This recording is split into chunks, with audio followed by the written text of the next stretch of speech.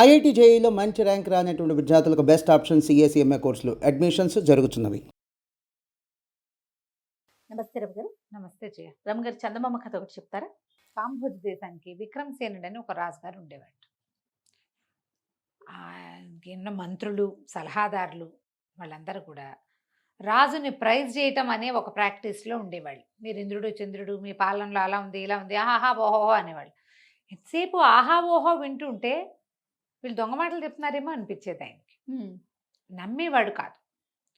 ఈ నమ్మక ఆయన ప్రజల్లోకి వెళ్ళి తెలుసుకోవాలనుకునేవాడు. ఓకే. ఆయన ఏం చేసేవాడు, ఎప్పటికప్పుడు మారు వేషంలో ఊళ్ళ వెంట తిరిగేవాడు. అక్కడి నుంచి ఈ ఊళ్ళల్లో చిన్న చిన్న ఊళ్ళల్లో సాధారణమైన భోజనం హాయిగా ఉన్నట్టు, రుచిగా ఉన్నట్టు, ఊళ్ళు తేలిగ్గా ఉన్నట్టు, అది బాగా అరిగి వంట పట్టినట్టు అలా అనిపించేది ఆయనకి. రాజభవనంలో రాజుగారిని క్లాస్గా ఫుడ్ తయారు చేసే ఎప్పుడు అజిత్తో బాధపడేవాడు. ఆ రోడ్ల మీద తిరిగి మామూలు పాటక జనంతో వాళ్ళు ఎవరెవరు తింటుంటే రా బాబు నువ్వు కూడా తిను ఒక ముద్దాన్ని పిలిచి పెట్టేవాళ్ళు. మన చిన్నప్పుడు కూడా అలా ఉండేది. అవును. ఎవరింటికి వెళ్ళి అన్నం తిన్నావా అని అన్నం పెట్టేసేవాళ్ళు. ఏదో అన్నం కూడా అప్పుడు ఏముంది జయ, ఓ కూర చారు ఉంటే చాలు. అసలు కూర మజ్జిగతోటి తినేవాళ్ళం. అవును. మజ్జిగాన్నం కూర అన్నం మజ్జిగాన్నం రెండే అన్నాలు అంతే. వేసుకుంటే ఏ ఆవకాయో వేసుకోవటం. ఇప్పుడు మరీ ఎక్కువ వచ్చేసేలా సింపుల్ భోజనం పెడితే మరి హాయిగా ఉందంటారు అని మనతో చెప్తారు, కానీ ఏమి చేసి పెట్టలేదని అందరూ బయటికి వెళ్ళి ఖచ్చితంగా అంటారు. ఈ సింపుల్ సాదా అయిన భోజనము ఆహారము అది ఆయనకి నచ్చేది. అందుకని తరచుగా ఆయన ఊళ్ళ వెంట తిరిగేవాడు. అయితే ఒకనాడు ఆయన ఒక పల్లెటూరు పక్క నుంచి వెళ్తుంటే అత్యంత మధురమైన వేణుగానం వినపడింది. ఎవరు ఆ వేణువు వాయిస్తున్నారు అని వెతకడానికి వెళ్తే అక్కడ ఒక పిల్లాడు కనిపించాడు, ఒక కుర్రాడు. చక్కగా స్ఫురద్రూపివాడు, చక్కగా ఉన్నాడు. ఒక కంబళి ఒకటి పరుచుకుని, ఒక కర్ర ఉంది పక్కన, ఒక చెట్టు బోధన ఆనుకుని వేణువు వాయించుకుంటున్నాడు. ఏవో గొడ్లు తిరుగుతున్నాయి అటు ఇటు. ఆయన వేణుగానానికి ఎంతో సంతోషించి వాడి దగ్గర కూర్చున్నాడు. పోయి ఆ వేణువు కాసేపు విన్నాడు. నీ పేరేమిటి రా నాయన అంటే సాంబుడు అతని పేరు.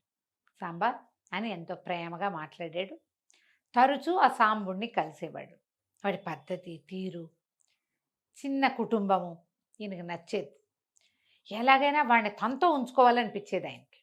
అయితే ఓసారి అడిగాడు, సాంబా నాతో వస్తావా, మరి నీకు చదువు చెప్పిస్తా, మంచి ఉద్యోగం ఇస్తాను, నాతో పాటు ఉందువు కానీ అని అడిగితే సరే వాళ్ళ అమ్మ నాన్న ఒప్పుకున్నారు. సాంబుడు కూడా జీవితం బాగుంటుంది అనుకున్నాడు, ఏమనుకున్నాడో వస్తానన్నాడు.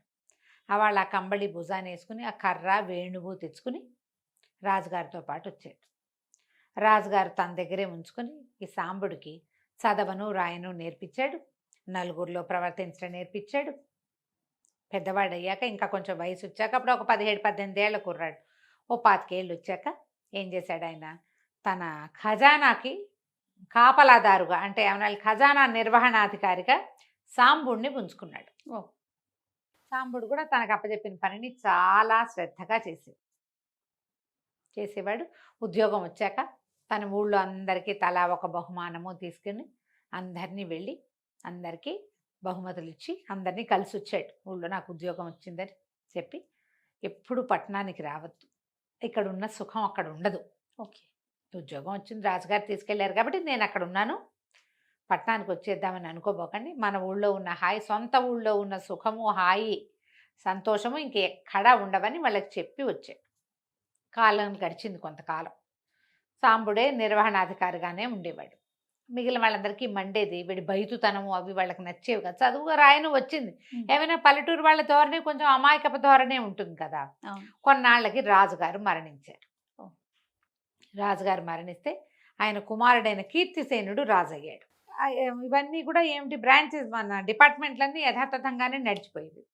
అయితే కొంతమంది ఏం చెప్పేవారు, కీర్తిసేనుడితో మీ నాన్నగారు సాంబుడిని విపరీతంగా నమ్మారు, ఖజానా అంతా అతనికి అప్పచెప్పారు, మీ నాన్నగారిది ఒక రత్నాల పీడున్న కత్తి ఉండాలి, ఆ కత్తి మాయమైపోయింది, కత్తి ఎక్కడుందో సాంబుడిని కనుక్కోండి. ఈ కీర్తిసేనుడు ఏం చేశాడు, సాంబుడిని కేకేయించి నాన్నగారిది రత్నాల పీడున్న కత్తి ఉండాలి కదా, ఆ కత్తి కనిపించట్లేదు, మరి ఖజానాలో ఉందా ఏమైంది అని అడిగితే అన్నాడు సాంబుడు, కాదండి రత్నాల పీడిలో ఉన్న ఆ కత్తికి పదును తగ్గింది, పదును పెడితే వంగిపోతుందని దానికి వజ్రాలన్నీ తీయించేసి ఆ రత్నాలతోటి హారాలు చేయించేశారు, దానికి లెక్క ఉంది అన్నాడు.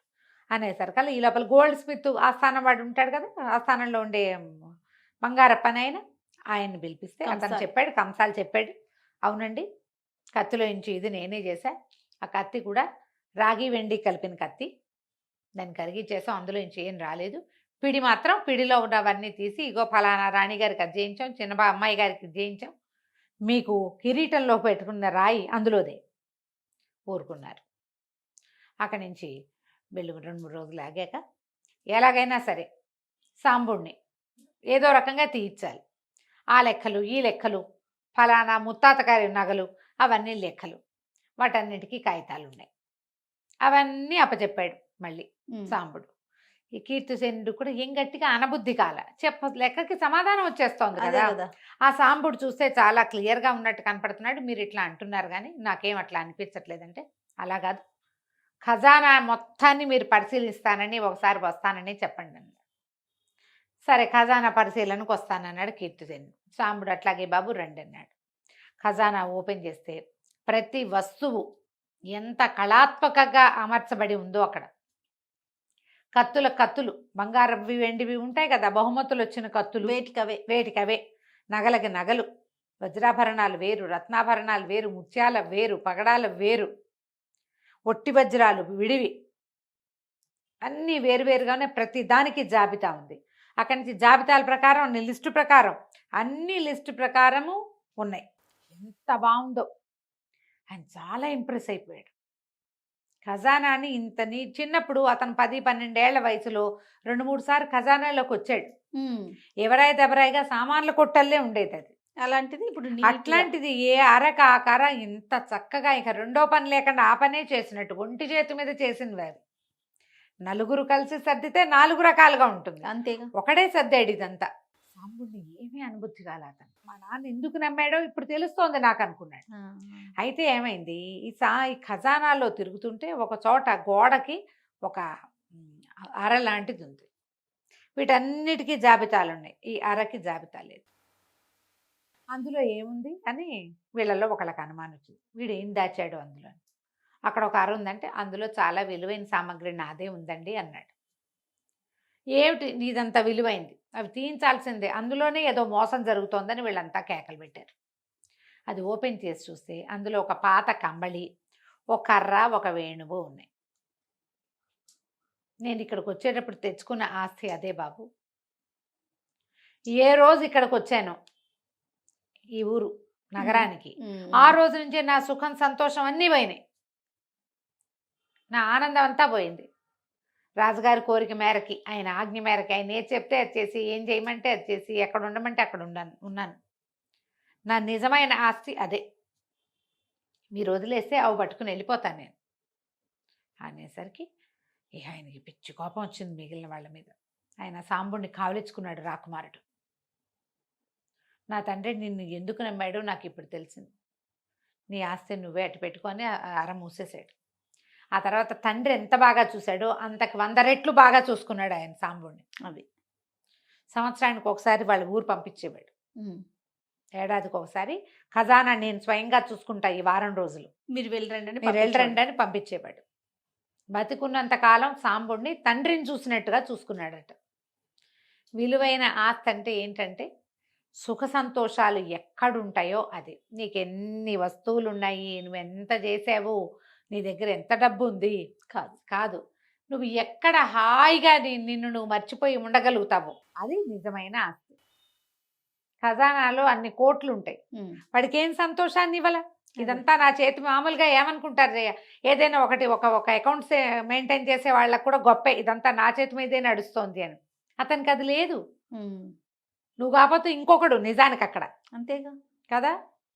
అంతే కథ కంచికి మనం ఇంటికి. చాలా బాగుంది రమ్మ గారు. నమస్తే. నమస్తే.